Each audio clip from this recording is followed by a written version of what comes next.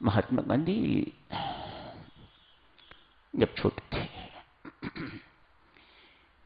बच्चे लोगों गंदी आदतें सबको होती हैं। मत सोचना कि ये गंदी आदतें सिर्फ हम ही बच्चों को हैं, सबको होती हैं और दूर तक जाती हैं, बहुत दूर तक हमारा पीछा करती हैं। लेकिन इन्हें त्यागना है, इन्हें छोड़ना है। राम नाम का बल आपके पास भी है जो महात्मा गांधी के पास था। यदि महात्मा गांधी कर सकते हैं तो फिर हम क्यों नहीं कर सकते। 10-12 साल की आयु थी महात्मा गांधी की, सिगरेट पीने की आदत पड़ गई। महात्मा गांधी सिगरेट कहां से पिए, घर में कोई पीता नहीं, अतएव बाहर से किसी का सिगरेट फेंका हुआ उठाते और उसे पीते। आदत बढ़ती गई। पैसे चाहिए, माता पिता से चोरी। पैसे कहां से लिए, अपने नौकरों की जेब से पैसे चुराने शुरू कर दिए। बड़ी ग्लानि महसूस होने लग गई।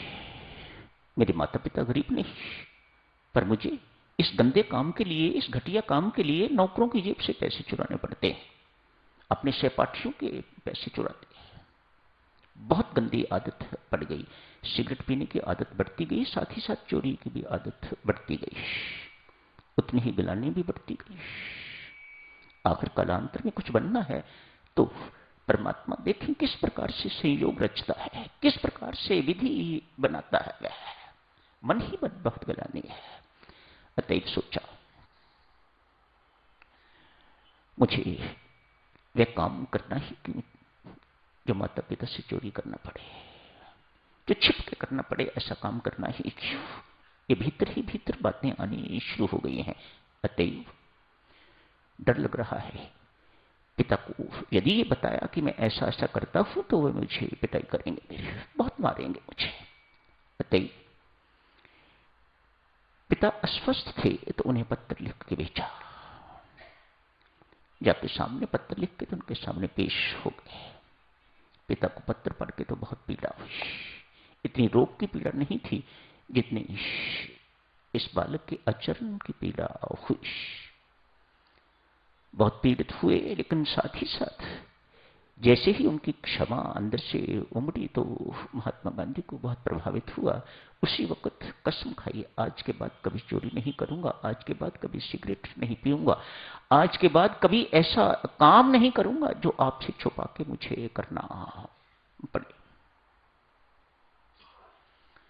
महात्मा बन गए, बिना कपड़े बदले, बिना सिर मंडवाए, बिना दाढ़ी बढ़ाए। शायद ही कोई हो जो उनका असली नाम जानता हो। गांधी उनका नाम नहीं है, महात्मा भी नाम नहीं है।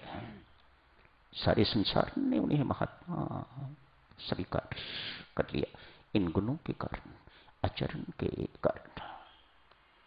बड़े हो गए हैं महात्मा जी, गांधी बड़े हो गए हैं। शिक्षा के लिए बाहर जाना चाहते हैं, हायर स्टडीज के लिए इंग्लैंड। मां ने रोक दिया, नहीं, हम प्योर वैष्णव परिवार से हैं। मां की धारणा, हम प्योर वैष्णव परिवार से हैं, वहां इसी वैष्णव खाना खाने को, शाकाहारी खाने को नहीं मिलेगा। तब की बातें, अब तो सब मिलता है, जैसा मर्जी लीजिएगा। तब की बातें, इसे शाकाहारी भोजन नहीं मिलेगा। जब भोजन नहीं मिलेगा, दूसरा भोजन खाएगा तो साथ ही साथ दूसरी गंदी आदतें भी और पड़ जाएंगी। मैं इसे बाहर नहीं बेचूंगी। अपना पांव जमीन पर ठुक के रख दिया, ये बाहर नहीं जाएगा। गांधी जी को पता लगा, युवक गांधी बालक, युवक एडोलेसेंट एज, पता चला। जाके मां के चरण पकड़ के कहता है, मैया तेरे सिर की कसम, तेरे चरणों की कसम खा के कहता हूं, तू जैसा चाहती है वैसा ही बनूंगा, उसके विपरीत नहीं चलूंगा।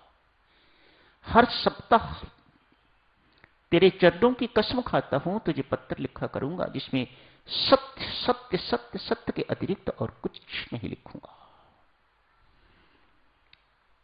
ठीक है बस, माँ ने इजाजत दी थी, आशीर्वाद दिए, जाओ। पहुंच गए, वलायत पहुंच गए। वहां जाके मित्रता हुई। तरह तरह के युवक, जगह जगह से युवक आए हुए थे। अरे क्या कहोगे वापस जाके? कोई डांस वांस सीखा कि नहीं? कोई डांस वांस किया कि नहीं? वहां किया? क्या खा के आए हो? क्या करके आए हो? इत्यादि इत्यादि। एक दिन सुनी, दो दिन सुनी, तीन दिन, चौथे दिन प्रभावित हो गए। चलो आज जहां डांस होता है वहां चलते हैं। अपने साथियों के साथ वहां चले गए जहां महिला पुरुष इकट्ठे नाच रहे थे, कोई सिखा रहे थे, कुछ कुछ जो कुछ भी होता है वह सब कुछ देखा। उसी वक्त जो कुछ बनना चाहता है, देवियों, सज्जनों, बच्चे लोगों, युवकों, जो कुछ आगे व्यक्ति बनना चाहता है, यदि उसके अंदर ये प्रबल इच्छा है कि मुझे महान बन के रहना है, मुझे कुछ ना कुछ जिंदगी में बन के रहना है, मैंने अपने माँ बाप को कुछ बन के दिखाना है, अपने माँ बाप की सेवा करनी है, अपने माँ बाप के काम आना है जिंदगी में, उसकी सहायता परमेश्वर बहुत करता है। आज इस युवक के दिल में उसी वक्त क्या करने जा रहे हो? याद है कल का दिन मां को चिट्ठी लिखने का है, क्या लिखोगे? उसी वक्त गांधी अपने मित्रों से कहते हैं, मुझे माफ करना, मुझे एक काम याद आ गया है, बहुत जरूरी काम याद आ गया है, मुझे वापस जाना पड़ेगा।